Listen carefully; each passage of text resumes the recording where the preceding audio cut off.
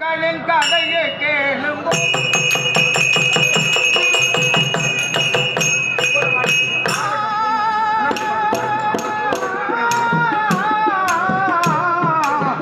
அம்மம்மா கடலோர வாழுவோ மக்களின் கதையை கேளுங்கோ. அம்மம்மா கதையை கேளுங்கோ.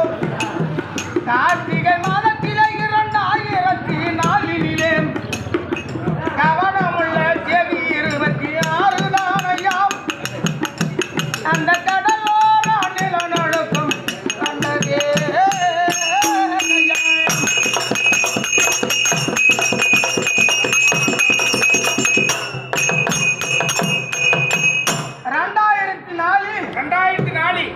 கார்த்திகை மாதம் 26ஆம் தேதி சுனாமி வந்தது. ஆமாங்க.